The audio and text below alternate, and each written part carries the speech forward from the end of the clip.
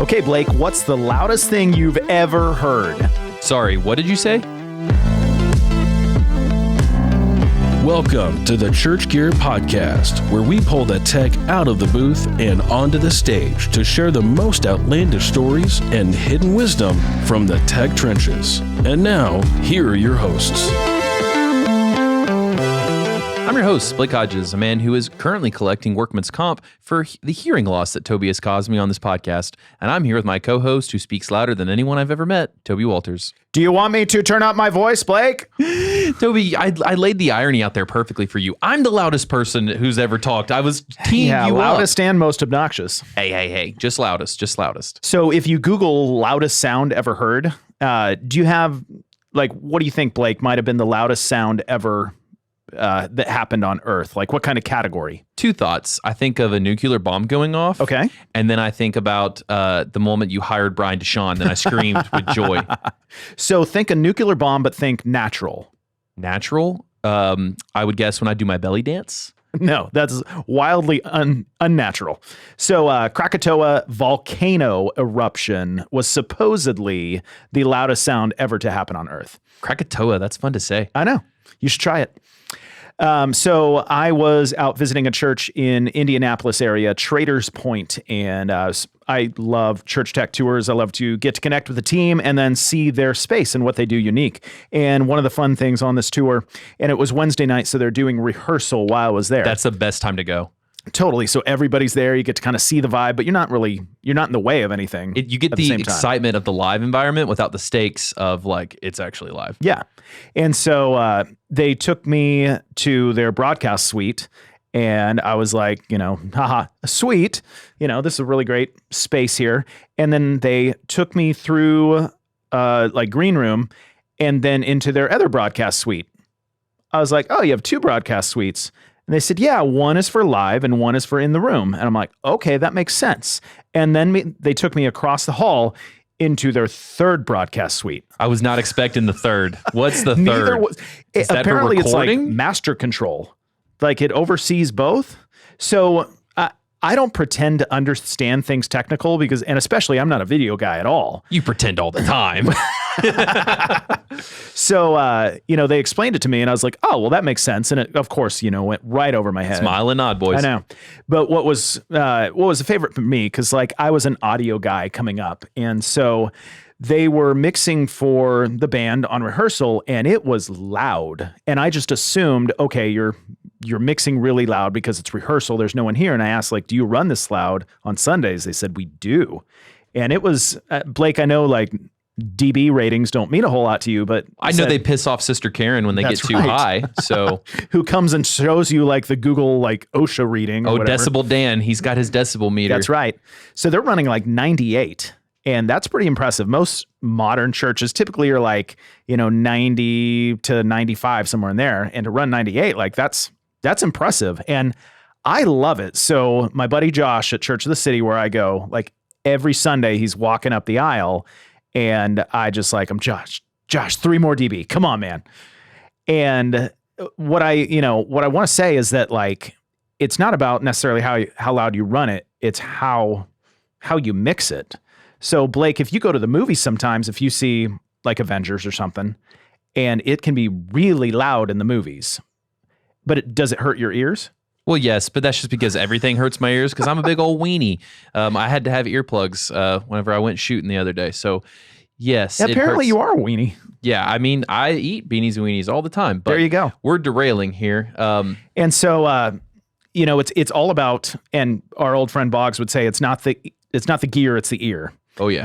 And so it was just, it's interesting to go to different places, and I actually got to hear their mix as opposed to, normally I'm on a weekday and they give me the tour and I don't get to experience the show, so to speak, the service. So it was cool to hear that. And it was interesting because they're mixing on a Nexo system.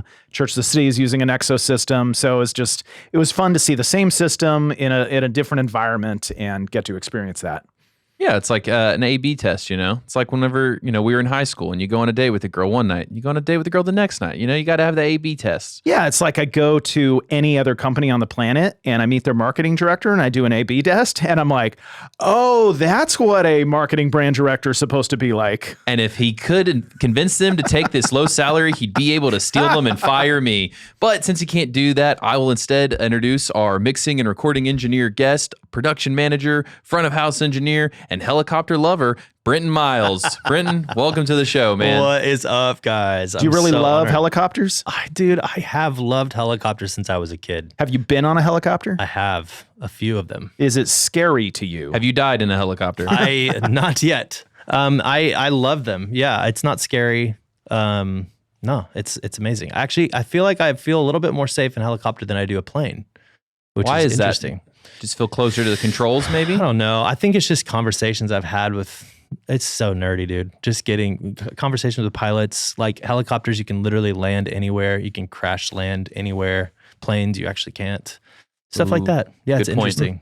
There's this thing called auto rotation. Yeah, where you can like dive bomb out of the sky and then pull up, your propellers catch, and then you just land wherever you want. Toby, there's an internet phenomenon right now where men are saying that if they think they could land a plane, like if the pilot dies, co-pilot dies, like men are kind of saying whether or not they have the confidence to be like, I'll land this plane. I'll do it. Toby, if that happened and you and I were on a plane, would we step up to land the plane? Sure, and it has nothing to do, in my mind, with my confidence. It's knowing that planes are so ridiculously like automated that I'm sure I could just get on the headset with ground control and they would say like, press this button, turn this dial, and I think they would totally walk me through it. And I would have to change my shorts immediately, but you don't think you would pass out? I don't think I would pass out. This is actually really fun because you didn't lead with arrogance. You're actually like, I'm humble enough to be their button pusher, and we will survive this. And you have this calm demeanor that actually maybe you can do that. It'll be fine. I would trust you. I would trust if you had to run up there. Yeah, I'd feel safe on that plane. Going back to this DB conversation, speaking of nerdy talk, right? Do you have like you usually get to mix in X amount of DB range on a Sunday morning versus when you're touring? I love that you guys brought this up because it's definitely something that happens a lot, even on the road, where you have concerned people walk up to you with, their DB meters or have their opinions. It's definitely different on the road versus at church, I would say. There's a big difference between hearing something at 98 dB at 9 a.m. versus 7 o'clock at night. I think just your awakeness level probably plays into that. I think there's a bit of a difference in the perception of somebody who's bought a ticket to see a show versus somebody who's going to church with their kids and their family. So I think there's a little bit of play there as far as volume, but it definitely is different everywhere you go. And I think it depends on the PA, it depends on the crowd. And it kind of, it definitely, like you said, I couldn't agree more. It always depends on the mix. And do you have a personal preference on speaker systems? Are you a diehard whatever guy? On PAs? Yeah. I have the ones that I know that I love. Like if there's something on a tech sheet and I'm walking in and I see that brand or that model, like I just know that my mix is going to feel really good going in. There's like 3 or 4 at the top of the list. Do you care to know what those are? Well, we assume PV number 1. Yeah, PV, Crate, Ross. I don't know if you've ever mixed on an old Ross system. Aviom number 3. My dad had a Aviom Ross system in the 1980s. So it was literally like the cheapest thing he could buy at Guitar Center in the 80s. It was something, all right. I've heard a lot of people hate on EV, like Electro Voice, but their newer boxes are actually pretty awesome. But they're an older company, know? So when you see them, you just imagine like, oh, that's just an old PA. But I've mixed on some great EV stuff this year. Big fan of L Acoustics. Anytime I see one on the list, like I don't know if I've ever heard a bad one. I could probably say the same about D&B. Those are kind of at the top of the list for sure, which I think is pretty standard across the board for a lot of people. But and how about our PA in our podcast studio here? It's very powerful. I don't think it's on. Was the SM7 on your rider sheet that we provided you with? It was definitely, yeah. It was either that or what, an RE20. I think those are the common boys. I know he sent us a rider. I just grabbed a mic out of a bin in the back of the warehouse. So For the record, I did not send a rider. I didn't plug it up either. So He said, is it only green M&Ms or was it no green M&Ms? Oh my gosh. I know this story. Yeah. I think it was only. Like No. I think they wanted him to pull them out. I remember Whichever way it they was. taught it to us in marketing school. Yeah, it was, really, it was just a joke on the band's part. I forget which band specifically, but they were like, well, let's see if we can do it. It wasn't a joke. The reason they did it was if we can trust you to pull all these colored M&Ms out, we can trust you to do what the other stuff in our rider. And they would walk if they didn't do the M&Ms because that told them they weren't committed to the other details to make them have a good show. That's true. I think it was taking them out because I think somebody told me once like only green M&Ms. And my initial reaction was, have you ever been to an M&M store? Because you can literally buy just green M&Ms. I didn't know there were M&M stores. Yeah, well, maybe not. And what was it, Van Halen or who was the band? I don't know. I don't remember who it was. That could be part of the Truths and Lie. We could already be in that segment and our listeners don't even know it yet, Blake. That could be. So let's go ahead and dive in. 5 Truths and a Lie with Brenton Miles. He's only got 5 here, though. So Brenton either doesn't know how to count or he's so honest he couldn't bear to lie to us. He was maybe he's lying that there's a lie in there. Like, that would be very meta. An invisible lie? Yeah. Invisible ink. All right. Number 1, I grew up on a tour bus on weekends. Still growing up. Toby, that describes us pretty well. Still growing up. One of us is definitely more grown up than the other, Blake. And both of us are stalled at our current spot. Number 2, I once snuck into Monday Night Football. Ooh, you're hoping that one's true, Blake, because you want to have that conversation. I want to know how he did it. Number 3, when I was 15, I hosted my own radio show. I wonder how many listeners he had. This would be interesting. Number 4, when I was 16, I got my fixed wing pilot's license. Did he totally prep us to think that's true with all the helicopter talk? And I guess a helicopter wouldn't have any wings. So, and what's an aircraft without fixed wings? I think they call that a horse. Yeah. Number 5, I once was chaplain for a police department. All right. I have a good feeling about this one. Okay. I'm going to go ahead and say that he did not sneak into Monday Night Football. I was going to guess that too. Then that tells me I'll let you have it this time though, Blake. Thank you, boss. I'm going to guess that I really he was took not a chaplain for a police department. You know who was a chaplain? He either was a chaplain for a police department or he almost became one, was Dylan Howe. So, well, he was working towards becoming a police officer. Yeah, I think it was like a police officer chaplain specifically. Yeah. That's why I think, that's feasible. Maybe this guy. All right, Brenton, we're locked in. You guys, those are your final answers? Yes. All right, so you thought that I wasn't a chaplain. Correct. And you thought I did not sneak into Monday Night Football. Correct. I'm so glad that both of you are wrong. Egads. I was very articulate, and the helicopter thing definitely threw you off because I do not have my pilot's license. We even knew it. I even knew it. I really put a lot of time into that, so I'm so glad it worked. It's like he goes to the extreme of most thought put into, 4 truths and a lie, this one. And then we've had a few guests that like, oh no, I totally forgot about this segment. So I think he wins a prize. He should, yes. The most prepared guest. I mean, the guest column is a tough one. There's 52 people throughout the year that make up that score. So he's putting his part in. Yeah. Well, there are a bit of crazy stories, all of them. And if it was 4 lies and a truth, it would have made a lot more sense. But I'm actually, that's all very true. When I was probably 13 years old, we went and watched the St. Louis Cardinals play on a super hot day up in St. Louis with my family.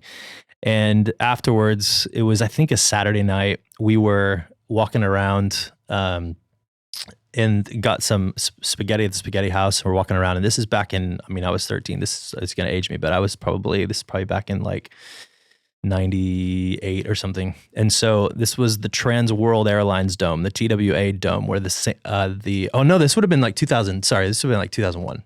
This is like the year right after the Rams had won the Super Bowl with Kurt Warner. Yeah. So it was the next season. That's what it was. And so we were walking around, and this would have been probably the first game of the season. So it would have been like early September.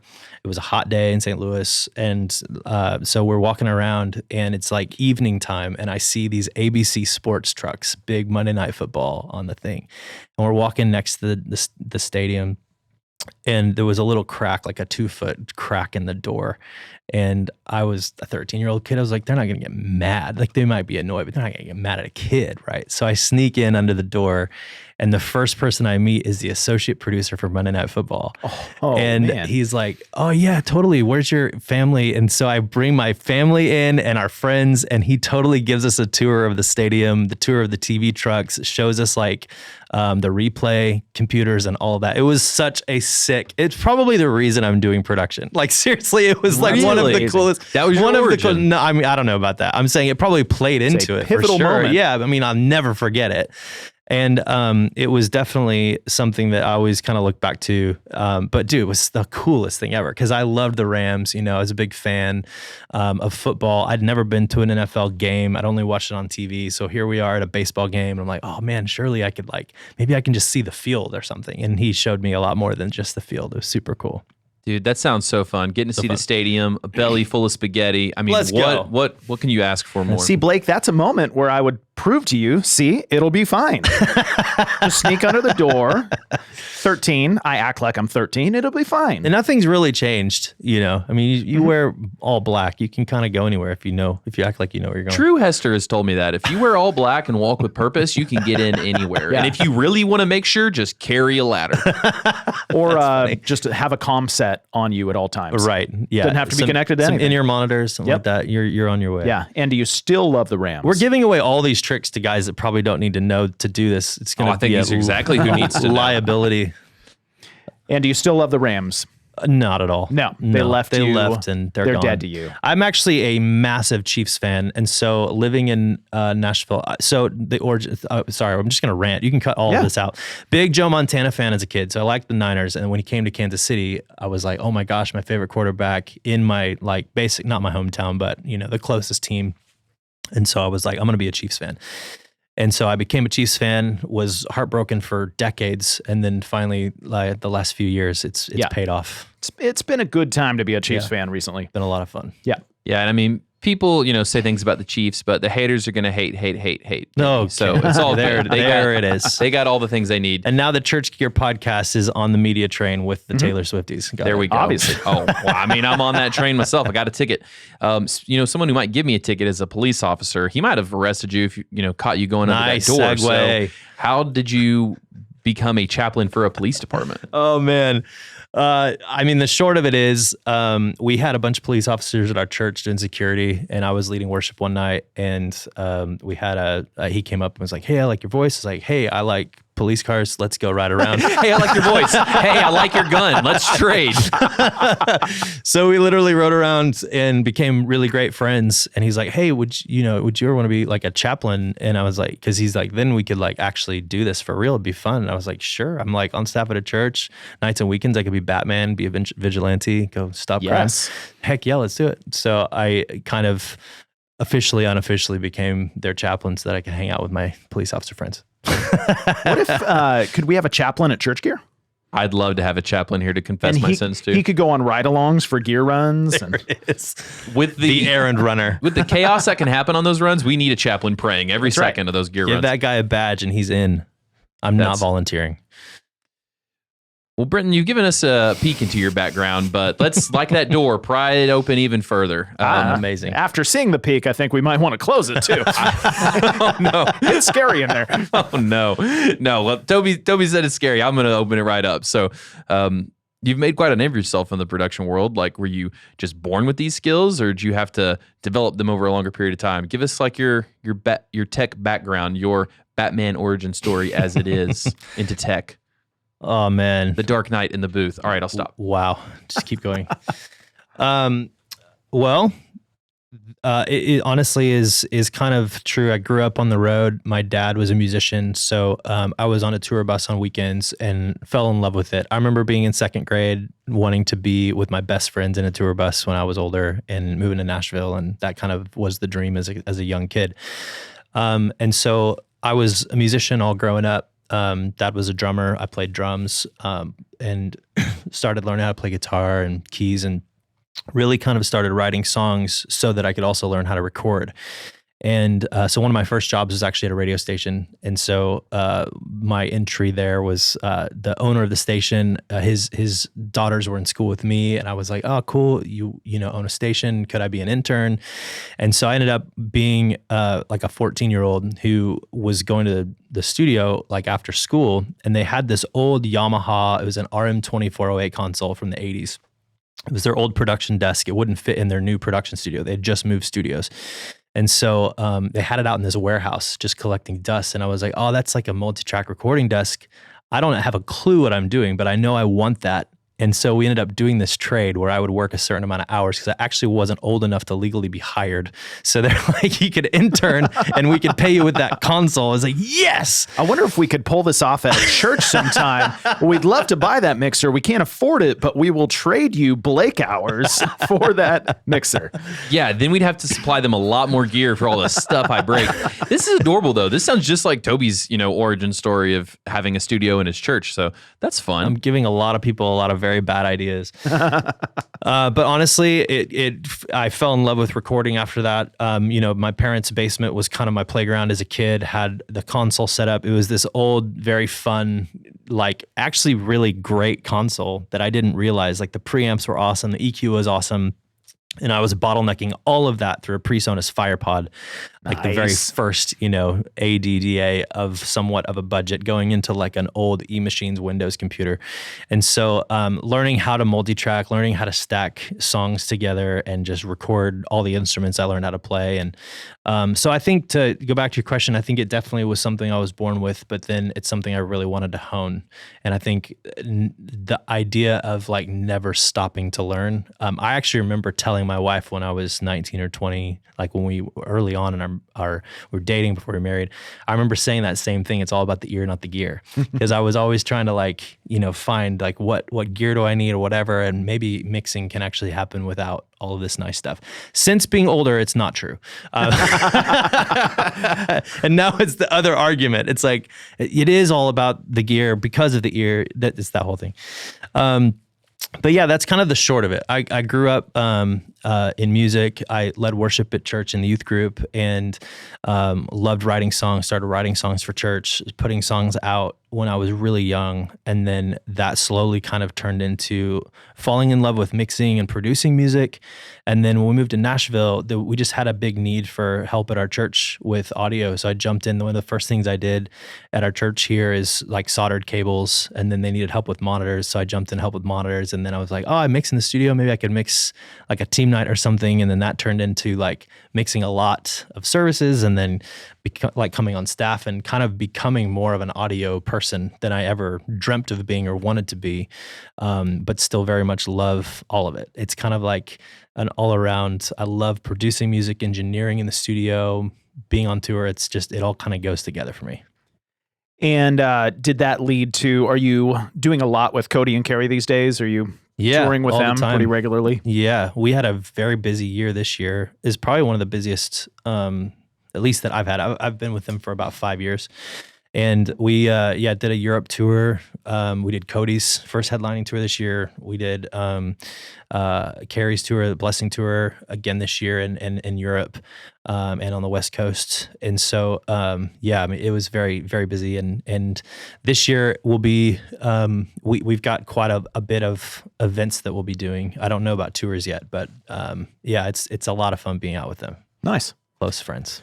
So one of the interesting things, I had a conversation recently with a church, and they asked me specifically, okay, Toby, you go to a lot of churches all over, and are you seeing any trends that you're excited about?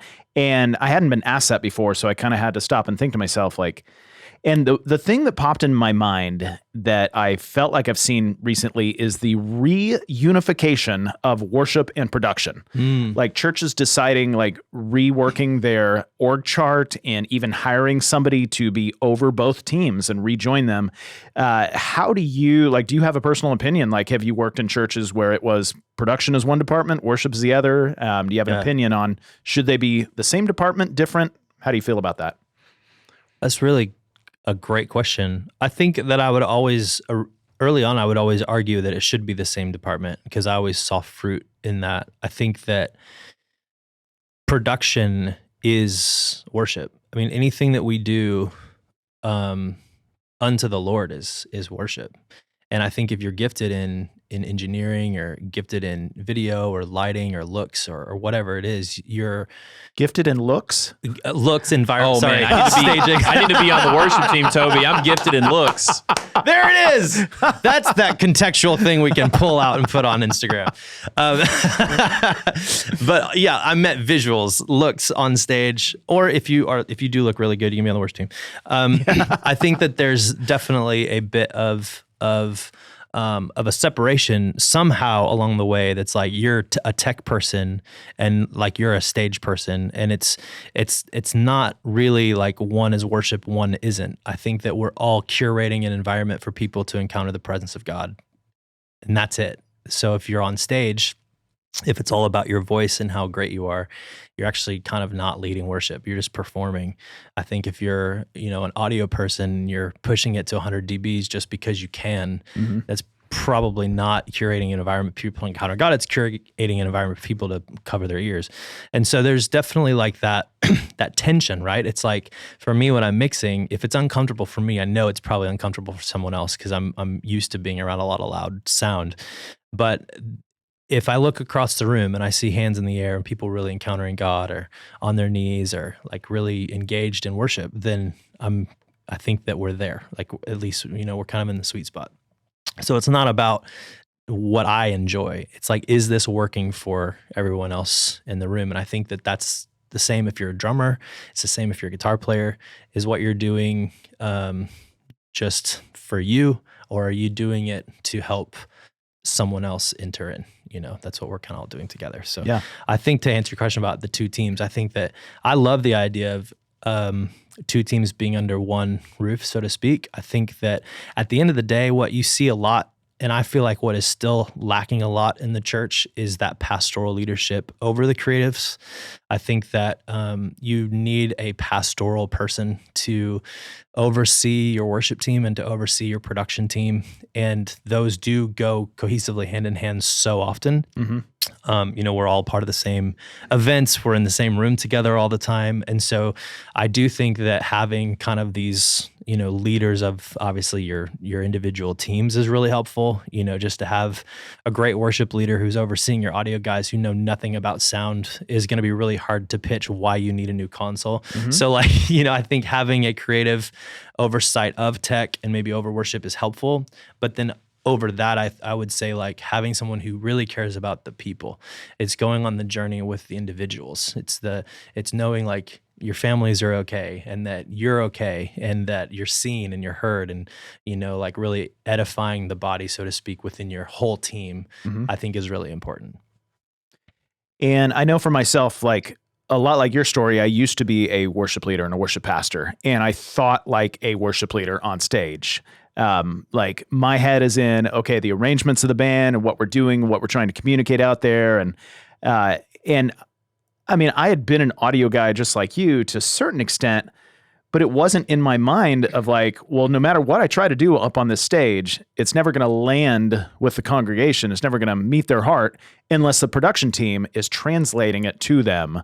Yeah. And so do you feel like, a worship background has really helped you to be able to now translate the message out to the congregation? 1,000%. I think that's probably the first thing I would say to somebody who's wanting to do anything on a worship team or in production world. It's like, learn something else. Like I'll tell like drummers, like learn how to play guitar, learn how to play bass, because then you'll know how to play drums better. It's like, it's the same with mixing. It's like, learn how to lead worship, like go lead in your small group with an acoustic guitar. Like, because you're exactly right. I think being a worship leader, there's no difference to me between a console and a microphone. Like it's a different position, But it's the same approach. I'm praying into what's happening the same way. Like, God, what are you doing? What are you speaking? What are you saying? I'm looking throughout the room, like praying into the atmosphere. And I think that you're doing that with whatever position you're in. And so 1,000% though, on a logistical level, as a mix engineer, being a drummer and a guitar player has very much helped me mixing, because I know how those instruments are played, where they should sit, I guess, in the mix, but also like how they should sound. And so you go through the whole thing. Like, if you're a drummer, you actually care about tuning the drums right, and you care about what cymbals you're using. You care about it sounding right. And so then from there, if the source is good, then the mic placement has to be right. And then the cables have to be good. And then your preamps have to be great. And then, you're going to throw that through a little like QSC speaker that's on a stick somewhere, or a massive PA, or the fire pod, exactly. Then you at least know, like, this is the best it can be before it gets heard, and so that it's just, again, from A to Z, it's like really caring about every level of that. And I think at the end of the day, that's just kind of where I'm at. It's like always learning. It's like, how do I really dive into every parameter of this to where it comes out excellent? Do you feel like it functions any different between you as front of house on a Sunday morning, or you out on tour with Cody and Kari or another artist? Is it still the same approach where you want to be one team with different functions? Yeah, I mean, I think that all of us would say, like, when we're at church, we're there to serve. It's not a job for us, but we still want to do it with excellence. I mean, Kari and Cody both lead at our church. We all volunteer at our church. And so I think that when I mix a Sunday, it's how do I serve our house? And so, like, I think what that means on a practical level is, instead of me coming in and like loading my show file and it's like Brenton's mix versus this other guy's mix, I go in and use the house mix, the one that we all are using, and I take that with the band that's playing and I try to mix that the best I can. And that's taken time. I mean, that takes some learning, because it's like the layout's a little bit different, or like things are in a different place. Luckily, I got to kind of build the original file, Yeah. But when I come back, it's like this past Sunday I mixed, and it was the file that like Eric had used like the week before. So it's like, it's loaded up, it's right there, and I'm like, all right, let's massage this and get this in a good place. And I think it's really no different. I mean, when you get out on the road, like, you have a little bit more control of maybe the practical side of things. But as far as mixing in the room, it's not all that different, other than maybe a couple dB, Or it's like I still am kind of going for the same immersive mix of audio, whether it's at 9 a.m. on a Sunday or, the last song on a set. Yeah. Kind of thing. So I wanted to talk about this idea. So I go to Church of City, and Josh Fisher is the audio director there. Yeah. And just fantastic mix engineer. And so I kind of, visualize it as I get lost in his mix. Yeah. Like, I don't hear his mix. I then experience the worship, because it's like, there is no more distraction. I'm just like in it. Awesome. But when other people mix, it's like, now I'm a little bit distracted. And I know it's like he has mastered his craft, but are there specific things, when you're sitting underneath other people's mixes, that are specifically distractions to the experience? Like, for everybody out there, even for, video and lighting as well, what are some things that just like, they kind of irk you because it's an unnecessary distraction? Wow, that's such a good question. I think that all comes down to what you're comfortable with. I think this is probably too deep of an answer, but I think that in church, we oftentimes have, probably one of our biggest struggles is comfortability. Like, we get used to something being a certain way for an extended period of time, to where when it's not that, then the expectation isn't met. So now I'm distracted. And I think that happens, it's been a generational thing in the church. It's like, oh, we're doing more contemporary music, and now we're not doing hymns as much. So now I'm offended, or, oh, now we got a line array, so now I can't worship, or the drums are here and they don't have a shield this week. So I'm just going to fold my hands and not worship Jesus, because he's not worthy anymore.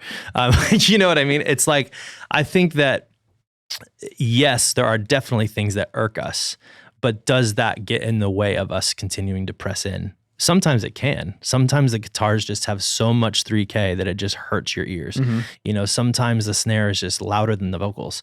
Like sometimes there's things that like you want to like speak up because in that protective space, you're like, hey, I can't worship, so someone else probably can't.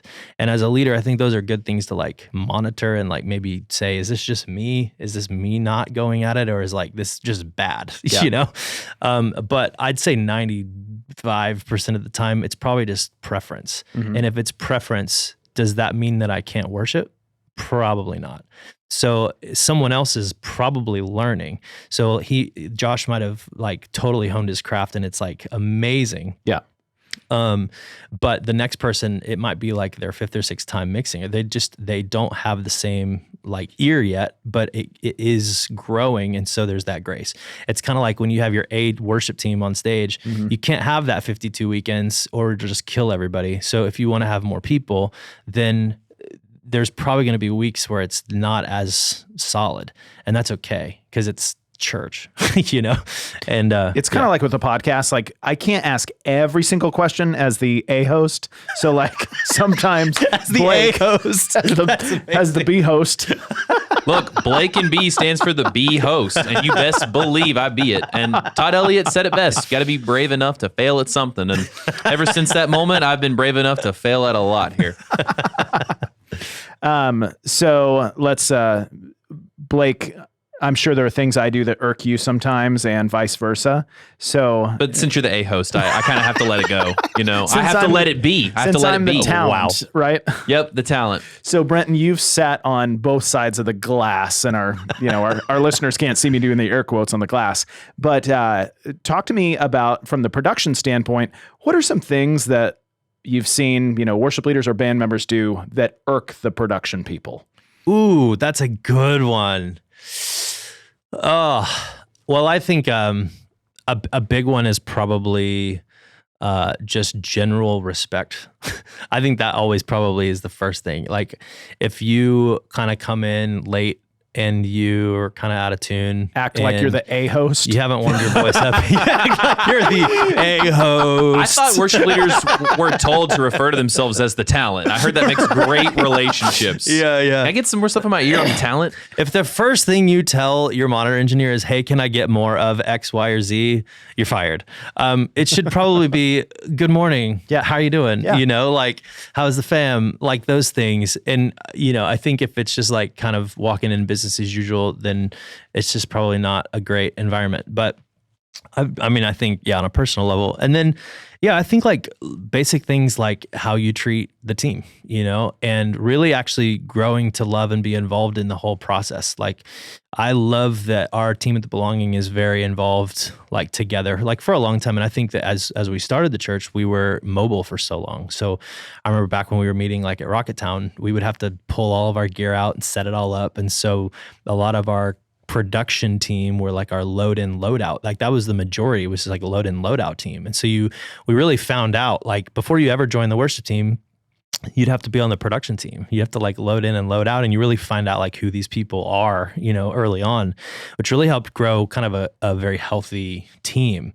And so like you look at that even now, like the guitar players are serving in kids, or sometimes, like we always use kind of this phrase, but like we have, massive artists who are on tour at our church who are out serving in the parking lot, parking cars. Like we're all just there to kind of serve the house. So I think that general rule is like, you're not just the talent at your church, like we're all part of a team. That would be I think that's probably the biggest thing is the mind shift, the mindset. And so turn it around for us. What are some things that the production team does that irks the worship leaders, the band? Wow. That's great. I think Brenton, I don't know if you can feel it, but your seat, we heated it up for you to get ready. I'm ready for the blowback. I'm turning my email off after this.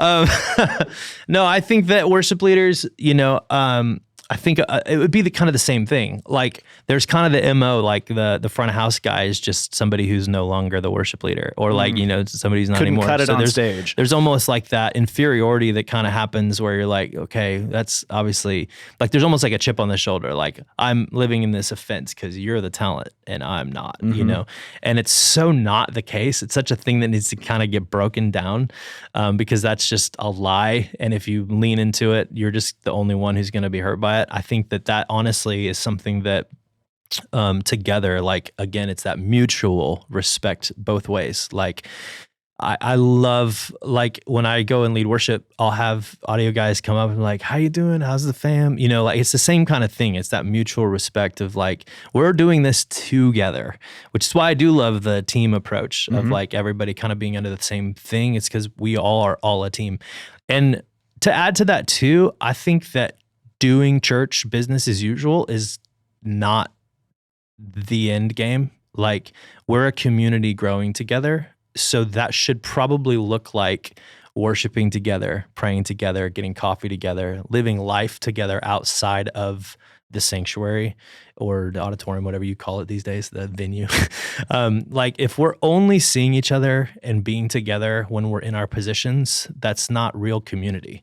That's just getting a job done. So, I mean, the reason that I'm out, just to take it outside of church world, like the reason I'm out with Kari and Cody isn't just because it's a job. Like I genuinely love hanging with our team on the bus and going out and having off days together. Like when I go out on a tour, when I sign up and say yes to a tour, it's because it's a job, but it's because it's that team, and I love that team. Just like I love my church. I love being at the Belonging. I love touring with them when we tour. I love being there on our team nights. I love being there to serve, but I also just love taking my wife and kids on a Sunday and being in church. And I have to kind of guard that sometimes because I can be so busy. So it's like, no, I'm going to take a week off or I'm going to take a month off or whatever. And I'm just going to go to church with my family. Cause I need it for my soul. I need it for them, sorry to rant on that, but I think that that's like probably the biggest thing with that mutual respect for the team is like genuinely it's caring about the other person. It's not just what are you doing for me? Yeah. I think, which is just like you're saying, a wonderful reason to reunify the worship and production teams. And I think, we can forget that one does not happen without the other. Right. We both need each other. And then oftentimes we don't know what we don't know. So, while the worship team is sitting in the green room during the message for 3 services, the production team is still working the whole time. And then when the worship team, grabs their instruments and goes to lunch with their family, the production team is still tearing everything down.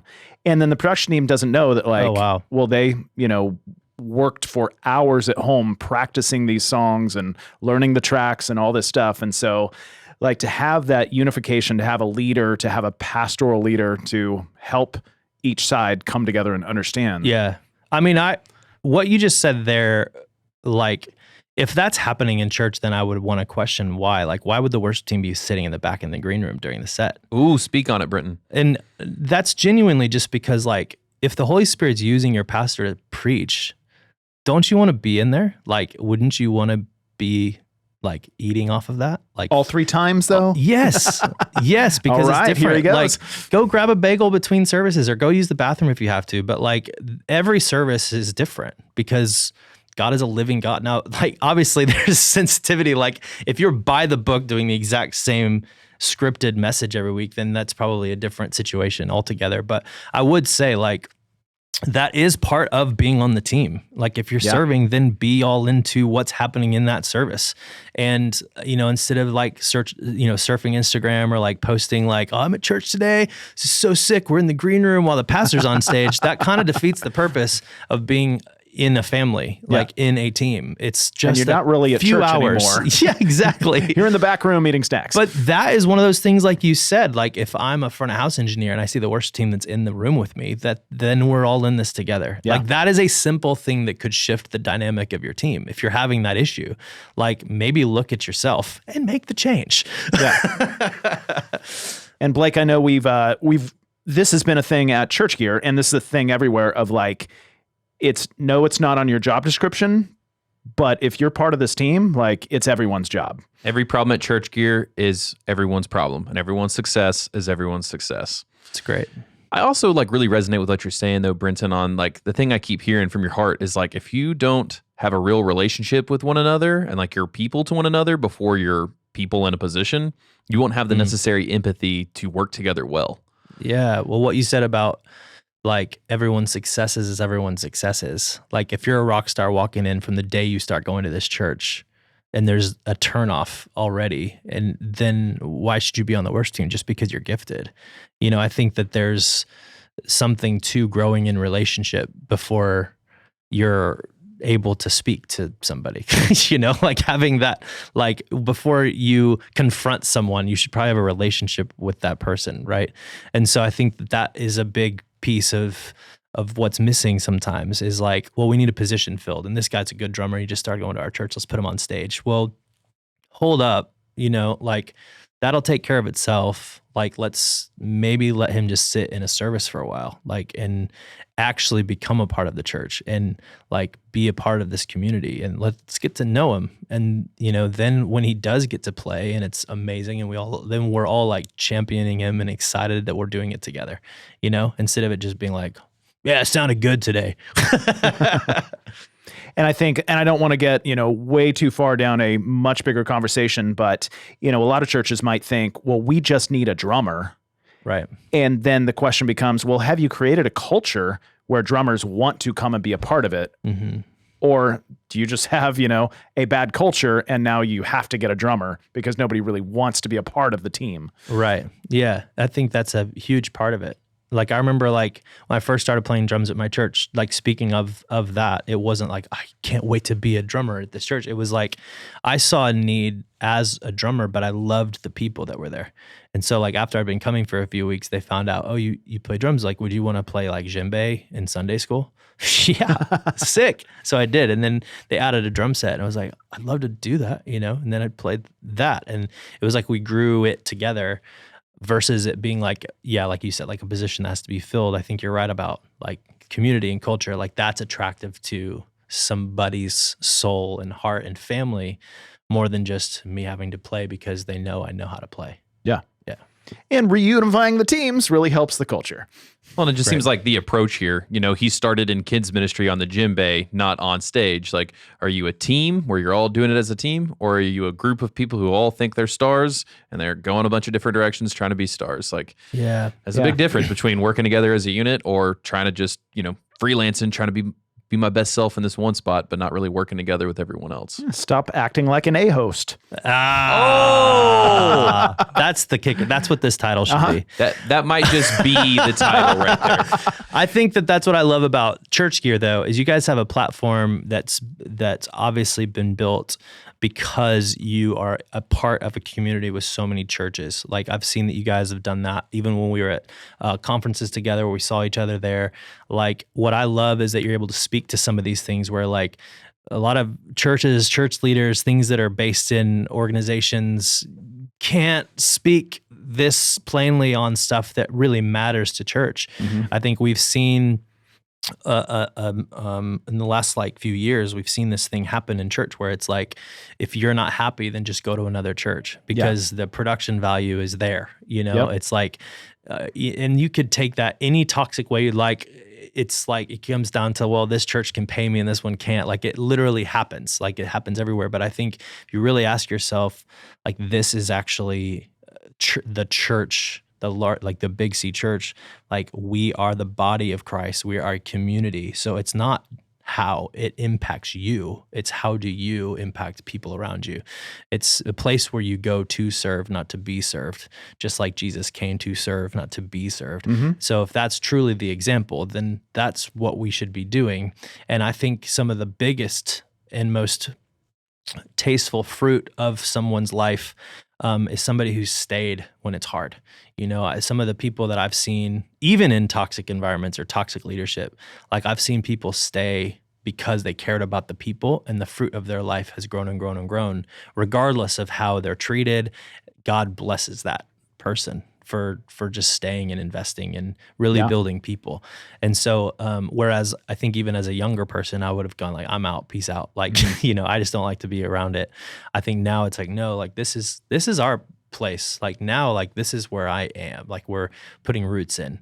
And every time I've done that and made that decision with God, it's been blessed. So hopefully that encourages somebody. Yeah. Blake, that kind of sounds like your story where, you are constantly under a toxic leadership regime and consistently fired under the duress of a-hosts. I just want to say I love a-host. that you keep throwing yourself under the bus. And to that point, I have been blessed because eventually I got my B-host. I got my Brian Deshaun, and now I have been blessed with a great boss. I'm loving it. And blessed starts with B. So That's there right. you go. Yes, and what I'd really like for this to be is a pivot to a disaster story here. And that segue was a disaster. So this works perfectly. Well, what can I say? I love I'm addicted to segues, guys. Like even if they're bad, I'll do them. Have you ever been on like a physical Segway? Those little rolling. Toby, you think Go-karts? I have the bravery to No. be honest? No. You should. That's where you should start. You should That's get some right. of those around Also, the shop. I'm not a Nashville woo girl. I'm not like a Oh, that's what segues are I'm for not now. some crazy girl from Ohio that's like, I'm going to have a Segway in Nashville, go around town. It would be amazing if, sometime in the next year on the podcast, we could have Blake do a Segway on a Segway. That's brilliant. And that's when we broke the cameras. All right. And he broke his leg. I've never broken a bone, so knock on some wood here. That would be the moment. Okay. If I had broken a bone, that'd be a disaster, and I would tell you the story about it. So give us a moment where everything went wrong and how you handled it, whether it was, we prevented it from going wrong or it went wrong and suddenly we had to be like, sorry, guys, that's our A-host moment. Wow. Well, I can think of a few things, like when the water was falling on the on-air console at the radio station I was at from the air Was that conditioner bad? above. It was pretty rough. I remember calling the owner going, so there's water in the console. It just needed some moisture, man. Yeah, it just needed a drink. The one that comes to mind actually is on this past year. We were on tour, and it was so funny. Like we started the show and like song 1 or 2. I got a radio call saying like something's on fire. And Whoops. it's loud, so it's hard for me to really hear the radio while I'm mixing. So I was like, go again, like something smells like it's on fire. And so I'm like, well, I can't leave the console, but I kind of have to. You just radio him back and be like, dude, I ate some beans last night. Don't worry about it. We're good. Find a fire extinguisher. So I had to go find out what was happening. And it was like definitely like an electrical like smell backstage. And so I'm running around. Band is literally on stage. I'm not at the console. Console's locked. I'm like, guys, I got to run to the back. And so I go to the back, and there was no real sign of it. I could just, we could smell it. And so in their amp room at this church, it was probably 90 degrees. It was so warm in there. And it was an older PA, older amps. And I was like, we need someone in here to like keep the door open, get a fan, keep airflow, like, and just watch. Like if anything sparks or anything, like you shut us down. And the rest of the night was fine. It'll be fine. It'll be fine. And does it depend on the tour or the night, whether you're using the house PA or whether you guys bring your own? Yeah, most of the time, like you hear kind of the phrase like church touring, most of the time it's pretty small production that you take. So the way that they do the touring might be like in like more production savvy venues, but that will just mean that we'll take less with us. So if they've got like a grid with decent lighting and a way to tap into that lighting, and they've got a decent PA, then we'll just bring like a floor package of lighting and a console. So typically we'll do tours like that. The larger the tour, the larger the venue, and maybe different places we're going, we'll try to take PA. But for the most part, when we're doing like church touring, we might have like 2 buses and 2 trailers or something. And so we'll have a floor package, consoles, and maybe if we can fit it, we'll bring some supplemental subs if we need extra bottom end. But most of the time, I'm on a different PA every night. Got it. And so Sometimes they light on fire. and sometimes they freak you out a little bit. Yeah. And that hasn't happened a lot, which is great. Do you have a church or two specifically where you're like, every time you guys land at that church, you're just like, I know what I'm getting. It's going to be amazing here. Yeah, anytime there's like been kind of like a train wreck moment, which there honestly just hasn't been that many, like everything is usually pretty smooth. And once you've been to a place, yeah, you kind of like just learn to, like when you do that advance, you're kind of like, okay, yeah, I remember this. We're going to have to do this. A lot of it's less to do with like the production gear or quality of the gear. It's usually like, oh, this is going to be a terrible load in or a terrible load out. Like there's not a ramp or there's not a dock or, something like that. But yeah, I mean, there's definitely, there's been a couple where it's like, they've got, a 25-year-old cluster PA up in the middle of the room that is hanging on by a thread and it's in mono. Yeah. And you're like, this isn't really going to work for what we're trying to do. So you either rent in a PA or you just make a little note saying we can never do this again. Yeah. Without a PA. Yeah. Do you think he's making that note about the Church Gear podcast right now, Blake? I can't tell. He seems like he's having fun, but I also feel like he's got that coat on. He's got his hat on. He's ready to go. He's ready to just get out of here. Can leave it any One of moment. these guys is a real A-host. Yeah. We'll put the poll out on that one. Well, Brenton, if you were going to give us a tech takeaway, because it sounds like you had a tech takeaway in that church, you're like, I'm going to not go back here. What would you give us for this episode? You'd speak to a room full of church techs. It's like, hey, this will make your Sunday better. Whatever your unique piece of advice. Oh, man. I should have been thinking about this before. You're going to have to edit out the dead space. I don't know. We'll see. We sometimes keep things depending on how funny they are. I don't want to sound so like stereotypical because I know that this is like an answer that could kind of be like absolutely unbelievable or like, oh yeah, pretty average. Look, I got my cheese grater out. Come on, give me the cheese. I'll start grading it. What we talked about earlier as far as just general respect, I feel like I can't really express that enough of like loving the people that you're around. You have the ability to change the culture and the atmosphere just by your attitude.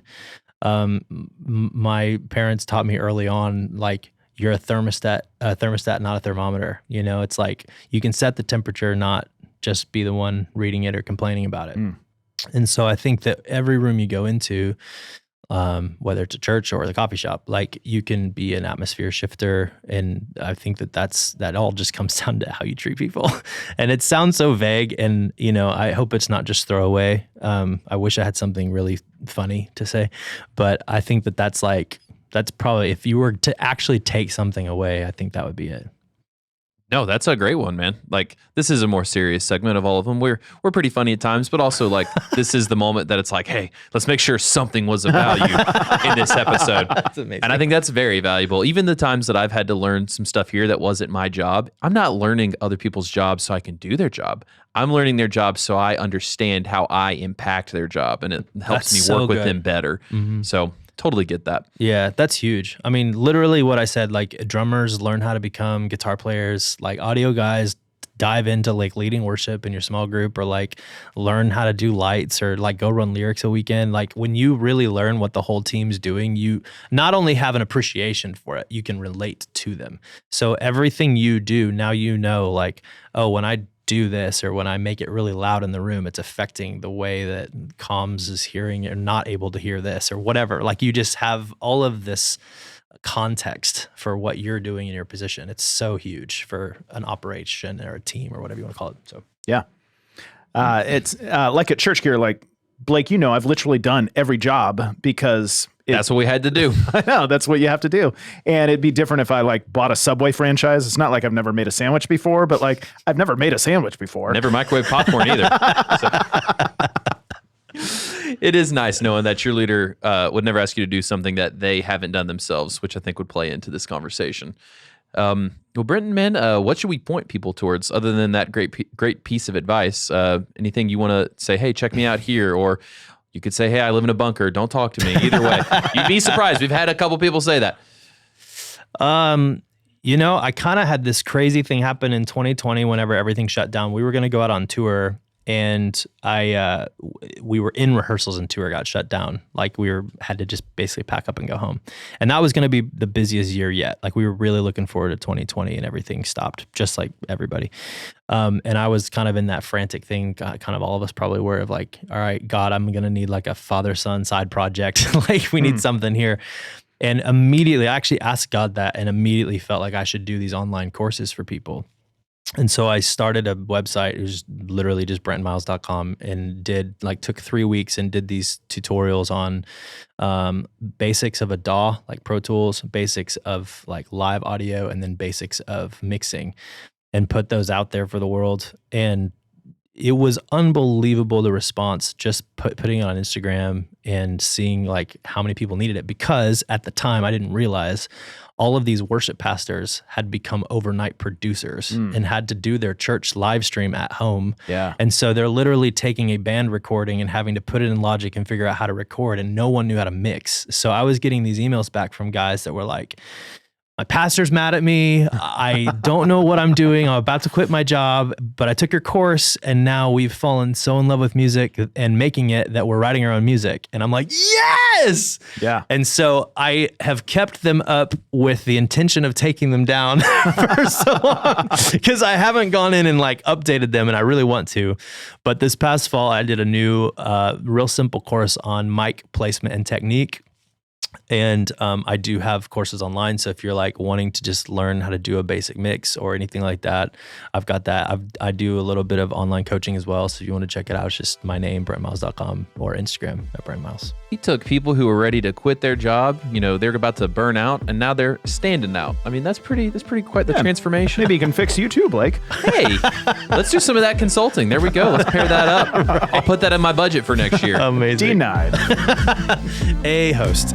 And on that note, I will be leaving. Brenton, thanks for joining us. You're going to be an A host soon, man. I promise. Thanks for hanging out with us. We hope to see you back next week for more absurd stories, tech takeaways, and overall buffoonery here at the Church Gear Studios. Okay, Blake, I think a course that Brenton should add to his repertoire is how to crush being a guest on the Church Gear podcast. Oh, he definitely could, Don't count the lies right, but give amazing advice that stuns Blake into silence. I didn't say much this whole episode because I was just drinking it in. And don't be an A-host. Don't be an A-host. But do what should people do. And the final thing on that, his tech takeaway for his course would be text this episode to a friend. Like, we're not asking you to share it on social. That's all public nonsense. Don't worry about that. Just that person in your life that's like, hey, this person should hear this message about working better with the team. Maybe there's too much subtext there, but you know what I mean. Text it to them. Yeah, or you could say like, hey, you remember when the PA blew up that night? Yeah, this is the guy that did it. Text it to him. Yes. It'd mean a lot to us. Help us get the podcast out there. # Save Blake's Job.